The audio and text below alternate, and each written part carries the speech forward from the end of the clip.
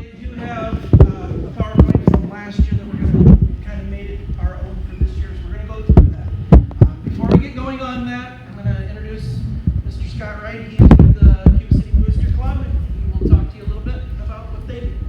Thanks, Mr. Sanders. I'm Scott Wright. I am the Booster Club president for another year. The goal of the Cuba City Booster Club is to raise funds over and above what the school budget can afford.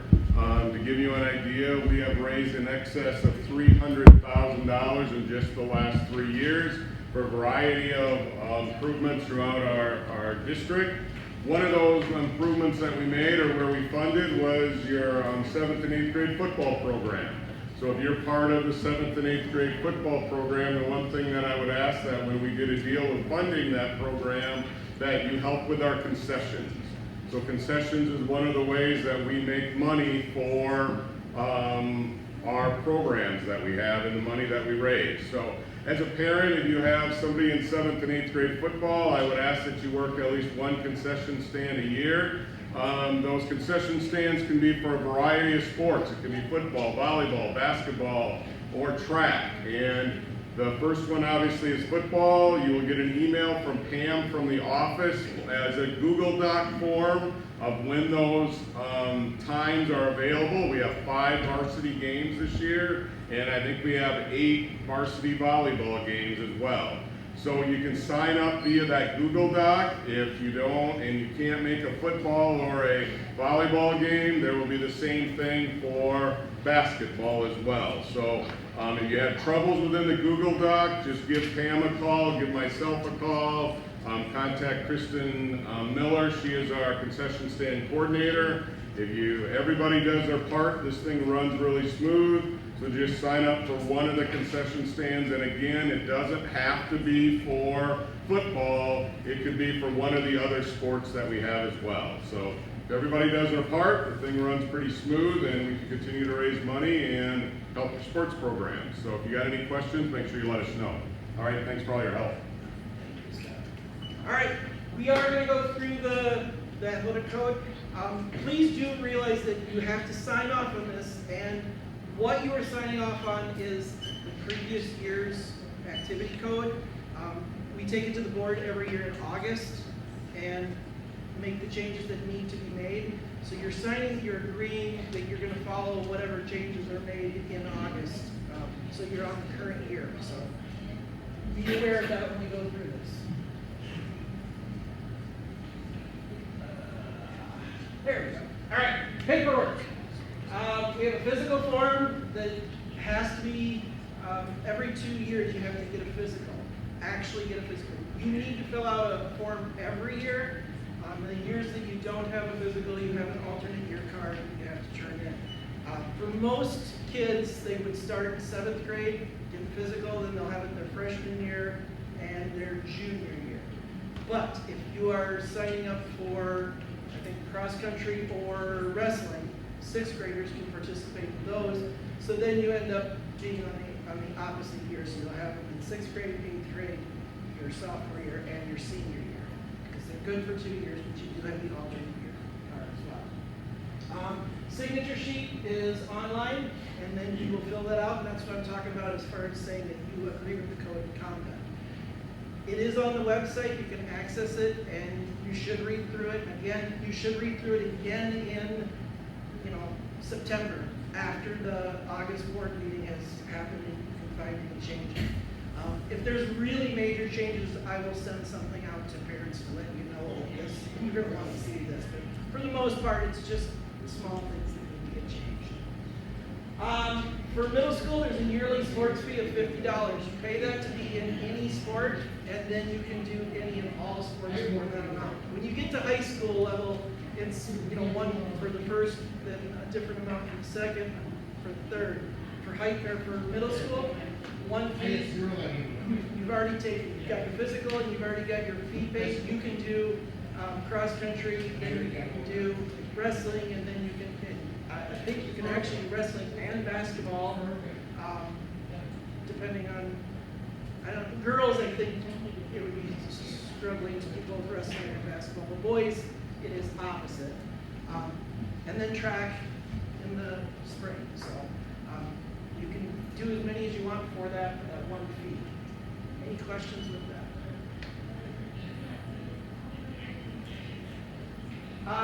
Main things about the code of conduct: behavior deemed inappropriate. Athletes will be subject to suspension if their behavior has been deemed inappropriate. This behavior we're talking about can happen in school, but it can also happen outside of school.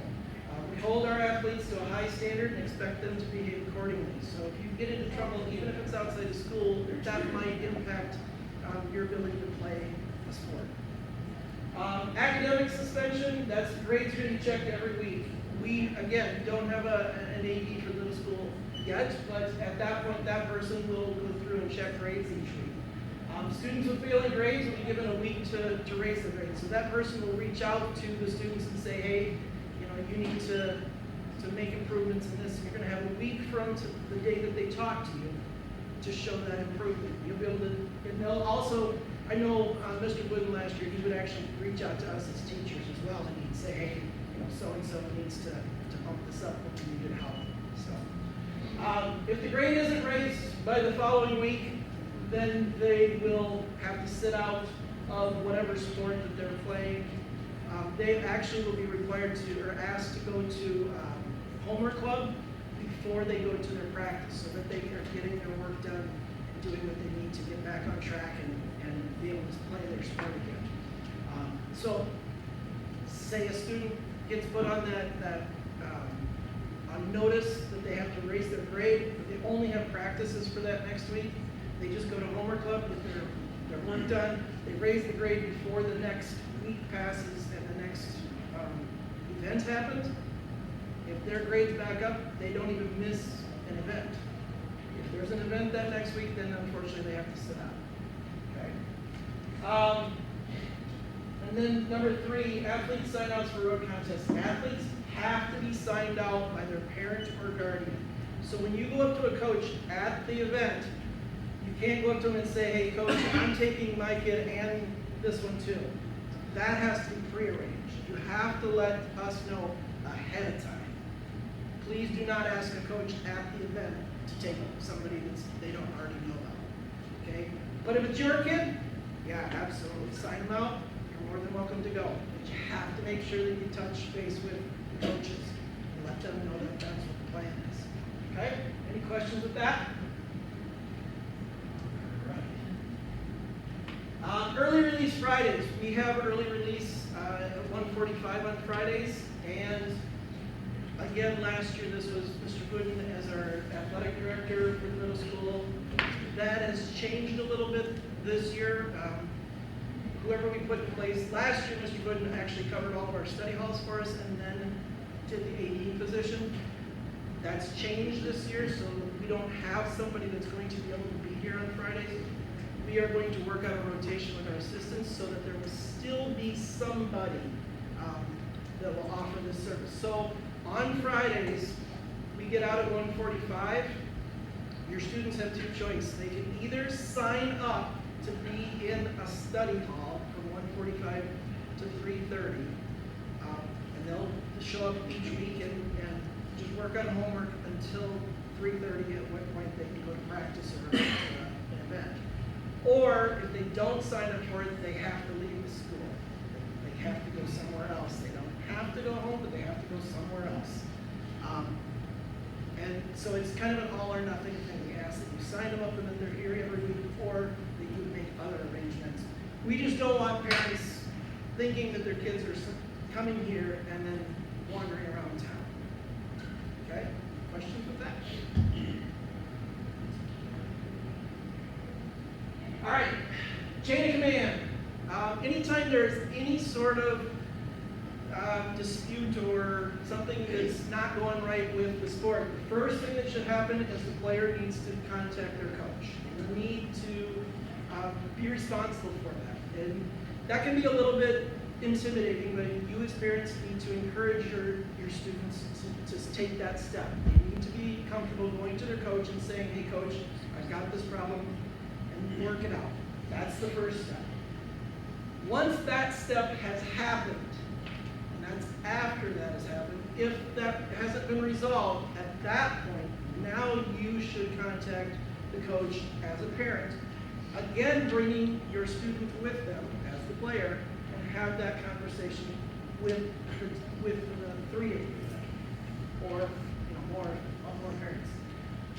If that still doesn't resolve it, at that point, the parent can reach out to the athletic director and or myself as the principal. And then we'll figure things out that way. I can tell you right now that if you reach out to me, I'm going to request that the coach is a part of it as well. At some point. We might have a meeting separate, but I'm going to want the coach involved. Note here, it says, please understand, we will not be talking about playing time. That is one thing that you can't do, okay? That's a non-negotiable.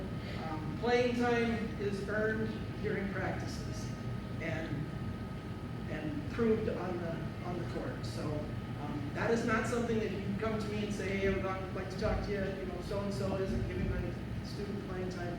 I'm not touching it, okay? So players have to have that. They can have that. That's okay for a player to have that conversation with the coach. That's actually very appropriate, but not something you want to bring to you as a parent bring to the coach, and not something you as a parent bring to me as the principal. Also, I would request, it's not on here, but I would request that you do not have any contact with the coach the night of an event. If you want to meet with the coach regarding something that happened during the game, call him the next day and set up a time to meet and talk. Because everybody's emotions are extremely high at that point, and that's when things get ugly. So please do not contact a coach the night of an event. Make sure it's always the following day. Questions with that?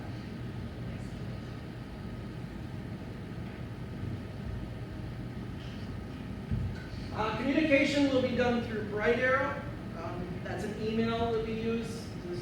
And because if you don't have email, you're going to want to let us know that so that we can make sure that we get in touch with you a different way. A lot of times stuff is put out onto the school's Facebook page. Our school calendar is a calendar that is on, you can access it through the school's website. And that's usually kept up to date as far as all of the sporting events. And they can be reached at the Cuba City website there. Sportsmanship. Please encourage your athletes to be courteous to coaches, players, teammates, referees, anyone that they're involved with. We want to make sure that we're promoting a positive atmosphere that is beneficial to your children athletically, but also mentally, physically, and academically. Any questions with this? So I've got some dates up here, and these we did update. So football, and you guys are actually going to break into smaller groups here and meet with the coaches. Mr. Collins, there, every seat back there, he's football coach. Miss Brewer, she's going to be volleyball, and Coach, Matthews, drawing a blank, is going to be cross country. So you'll want to get with those after this. Football is going to be handing out equipment on Sunday, August 14th from 4 to 7. Coach, that'll be here at the school? Be down in the shed where all the equipment is. Okay, football shed. Cross country practice, practice for football will be on Monday, August 15th then, at 5 o'clock. Cross country practice is going to start Monday, August 22nd, 3:30. Track. Down at the track, Yep. okay? And volleyball practice, round school. The elementary school, that'll be the first day of school, Thursday, September 1st, right following school, 3:30. Any questions with that? All right, if there are no questions for me, I'm going to go ahead and let you guys move into, again, the three coaches can talk with you a little bit more and share some information. If you haven't signed in, make sure you and your students sign in. Thank you.